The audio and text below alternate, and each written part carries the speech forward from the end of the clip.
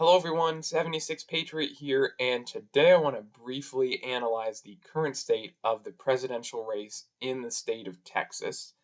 Now, this is a discussion that I think is worth having because Texas is an absolute critical must-have if we want to take back the White House this November.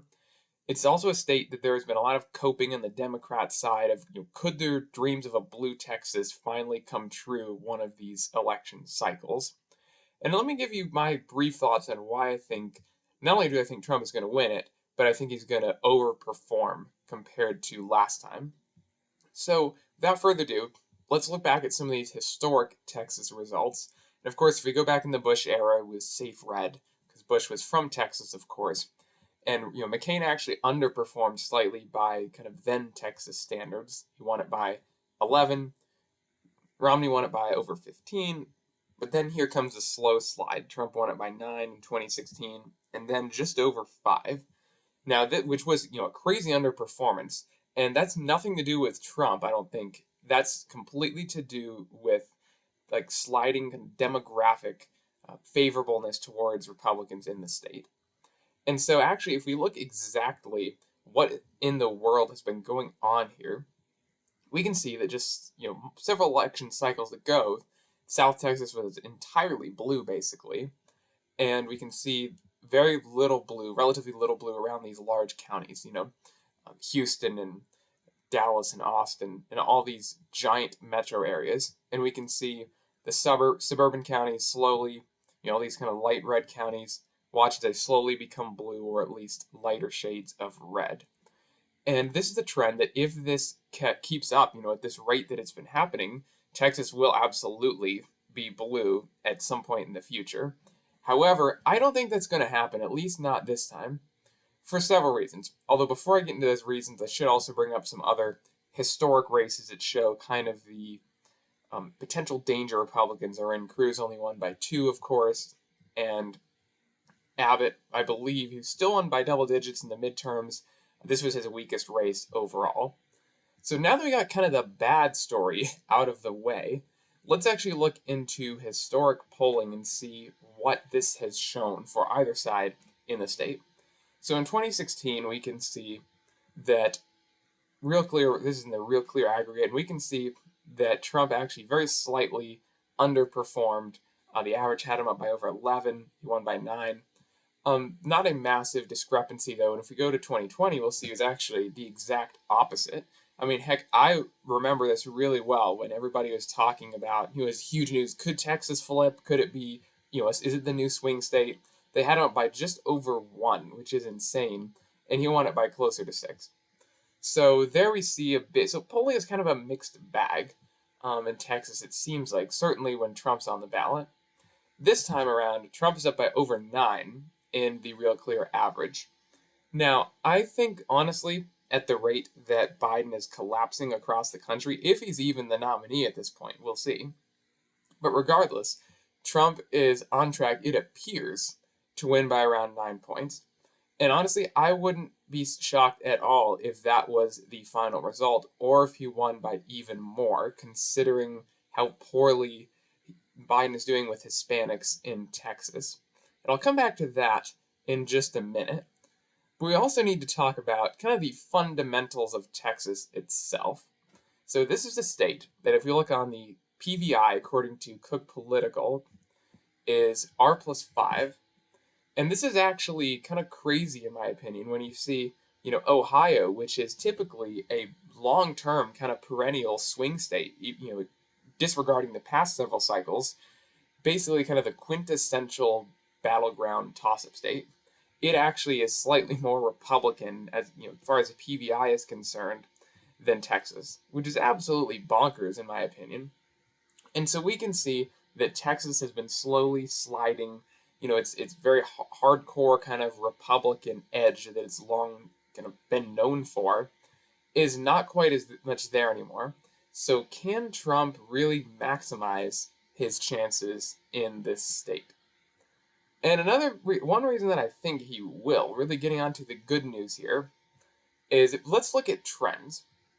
And so, even 270 to win has us as a likely Republican, And we can see the last time that Texas actually went Democratic was with Carter in 76.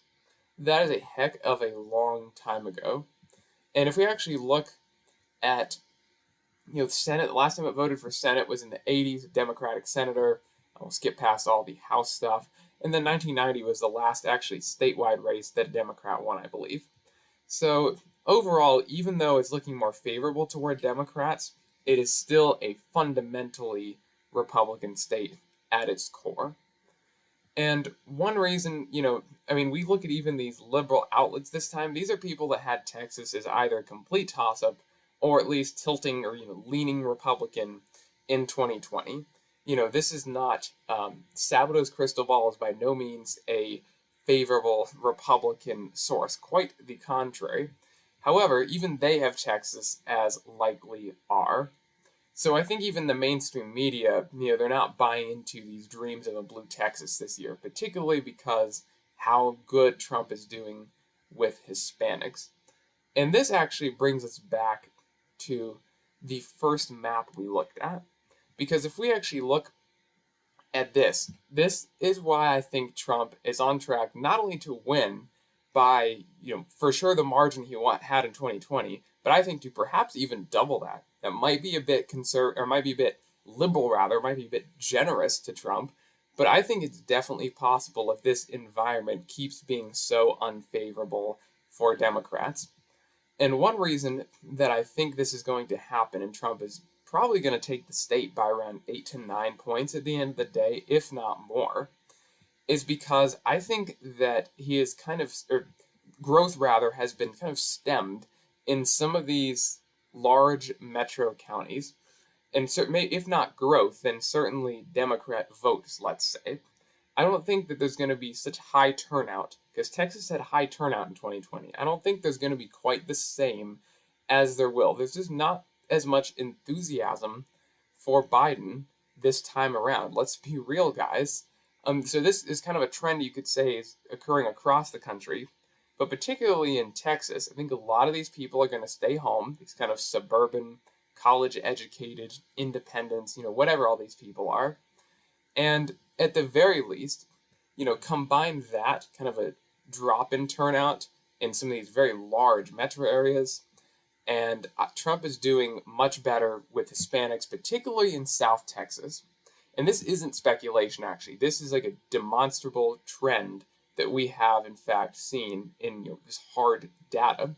We can see, look how blue South Texas is there. And look at the inroads. Look how light shade some of those counties are getting. And look at that.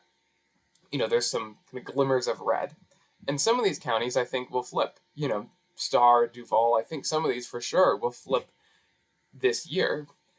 And the good thing is, sure, these are very low population counties, but if you combine, over performances in these counties, because this actually was one of the few regions in 2020 where Trump significantly outperformed his 2016 results, like in a single geographic region, vastly moving to the right. So if Trump does that, much better with Hispanics in this part of Texas, combined with the fact that there may be low turnout, or lower turnout at least, in these metro areas, he's on track to win the state by probably just shy of 10 points, which I think is awesome, because this is a state that people were saying, I remember even after the 2020 election, is Texas gone in 2024, or even 2028? Is it a goner? Are we completely, have no chance of winning anymore? Because if you can't win with Texas, you're basically done unless you find other pathways to get to 270. But overall, I think this is great. I think this is a great result for President Trump, and I think he's going to do very good in the state this election night this year.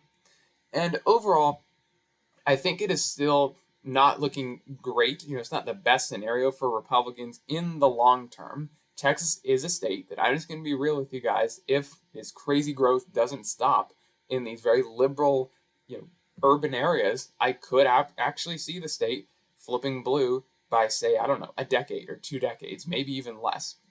But as of this election, which is really kind of important, that's the whole point of this video, the 2024 presidential election, I think Trump is on track to win it. We'll even see possibly double digits, maybe by a safe margin. That might be a bit, again, generous, but we'll just have to see. So hopefully that is what's going to happen this November. Again, remember, guys, we can't get complacent. We have to, pretend like we're losing Texas, pretend like we're going to lose this entire race in order to really get that momentum. We can't sit at home and completely just speculate about this stuff that we're going to have these blowout victories, because, guys, we won't if we don't do anything about it. So on that note, let's get excited for this election, though, and I think it's going to be an awesome one. So thank you all so much for watching, and have a great day.